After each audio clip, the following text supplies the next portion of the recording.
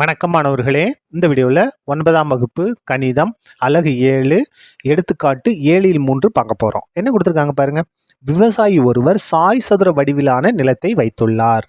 அந்த நிலத்தின் சுற்றளவு 400 மீட்டர் மற்றும் அதன் ஒரு மூலை விட்டத்தின் அளவு 120 மீட்டர் ஆகும். கணக்கு அப்படியே இருக்கட்டும்.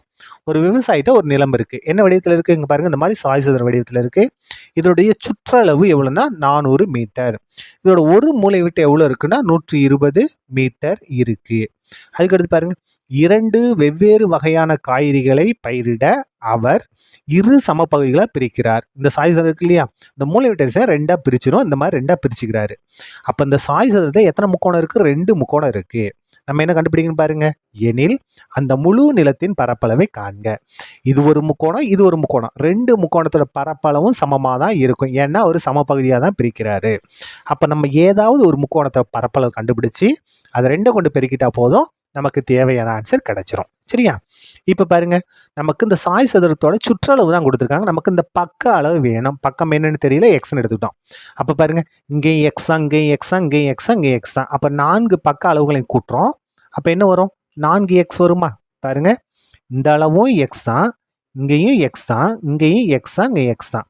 அப்போ சுற்றளவுனா எல்லா பக்க அளவையும் கூட்டுறோம். முதல் பக்கம் x plus x plus x plus X, X plus X plus X equal to எவ்வளவு? 400. ஒரு எக்ஸு ப்ளஸ் ஒரு எக்ஸு ப்ளஸ் ஒரு எக்ஸு ப்ளஸ் ஒரு எக்ஸ் கூட்டினா என்ன வரும்?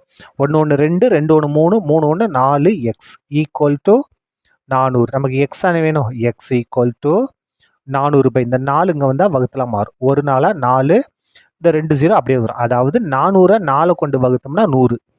அப்போ எக்ஸ் ஈக்குவல் டு 100 மீட்டர். எக்ஸ்ன்றது என்னது? இந்த பக்க அளவு. அப்போ ஒவ்வொரு பக்கமும் எவ்வளோ இருக்குது? 100 மீட்டர். இந்த பக்கம் எவ்வளவு? 100 மீட்டர். இந்த பக்கம் எவ்வளவு? 100 மீட்டர். இந்த பக்கம் எவ்வளவு? 100 மீட்டர். எல்லா பக்கம் எவ்வளோ இருக்குது? 100 மீட்டர் இருக்குது. இப்போ நம்ம பேர் கொடுத்துருவோமா? ஏ பி சி டி.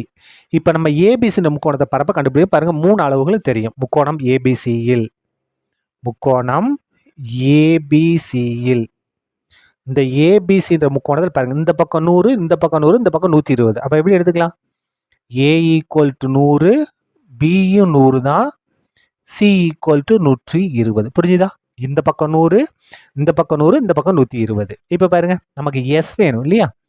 அப்போ எஸ் ஈக்குவல் டு என்ன கண்டிஷன்? A plus B plus C by 2, அதாவது சுற்றளவில் பாதி. எல்லாத்தையும் கூட்டுங்க. என்ன வரும்? 100 ப்ளஸ் 100 ப்ளஸ் சியோட மதிப்பு 120 பை 2 கூட்டலாமா? 100 100 கூட்டினா 200, 200ஐயும் 120ஐயும் கூட்டினா 320 பை 2. கேன்சல் பண்ணுங்க. 2 2 16 2 30, இந்த 0 அப்படியே வந்துடும். அதாவது 320 2 கொண்டு வகுத்தோம்னா 160. இதான் என்னது? எஸ்ஸோட மதிப்பு. இப்போ முக்கோணத்தோட பரப்பளவு கண்டுபிடிப்போமா? முக்கோணம் ஏபிசியின் பரப்பளவு. நமக்கு 3 பக்க அளவுகள் தெரியுதுன்னா நம்ம என்ன செய்யணும்? இந்த இடத்துல ஹெரன்ஸ் ஃபார்முலா தான் நம்ம பயன்படுது. என்ன formula? S into S minus A into S minus B into S minus C சதுர அலகுகள். சரியா? இப்போ பாருங்க, equal to square root of S. எஸ்ஸோட மதிப்பை நம்ம கண்டுபிடிச்சி வச்சுருக்கோம். என்ன கண்டுபிடிச்சிருக்கோம்? 160.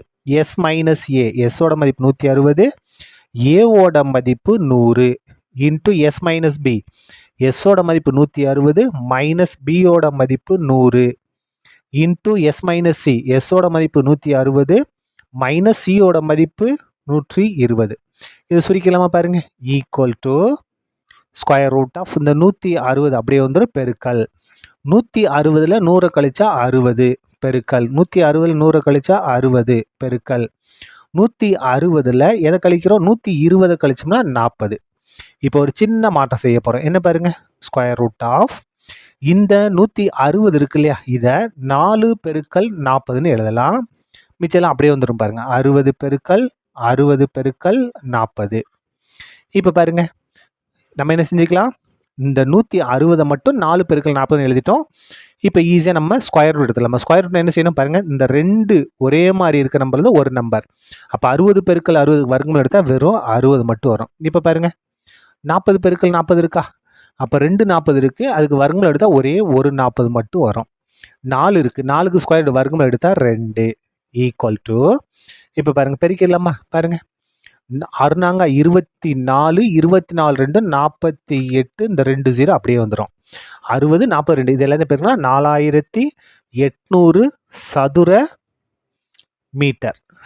மீட்டர் இது வந்து என்னது முக்கோணம் 1 பாருங்க இதோட பரப்பளவு தான் 4800 அப்போ இங்கே எவ்வளோ தான் இருக்கும் 4800 தான் இருக்கும் அப்போ 4800 + 4800 போட்டாலும் சரி அப்படிலாம் 4800 ரெண்டை கொண்டு பாருங்க சரி ரெண்டு ஒன்று தான் தேர்ஃபோர் முழு நிலத்தின் பரப்பளவு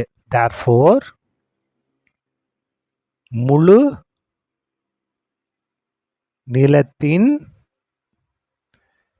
பரப்பளவு முழு நிலத்தோட பரப்பளவு தானே கேட்டிருக்காங்க அப்போ 4800 + 4800 போட்டாலும் சரி அப்படிலாம் ரெண்டை கொண்டு பெருக்கிட்டாலும் சரி ரெண்டும் ஒன்று தான் இப்போ பாருங்க ரெண்டை கொண்டு பெருங்க 2 0 பெருக்குனா 0 2 0 பெருக்குனா 0 2 16 16 6 மிச்சம் 1 2 8 8 9 அப்போது 9600 சதுர மீட்டர் இதான் என்னது முழு நிலத்தோட பரப்பளவு இங்கே நம்ம 4800 ரெண்டை கொண்டு பெருக்கும்போது 9500 நீங்கள் 2 தடவை கூட கூட்டிக்கலாம் 4800 + 4000 கூட்டுங்க 0 0 8 8 16 16 6 மிச்சம் 1 4 4 8 8 9 கரெக்டாக தான் வரும் சரியா இதான் என்னது நமக்கு தேவையான முழு நிலத்தின் பரப்பளவு அவ்வளோதான் இந்த கணக்கு முடிந்தது நன்றி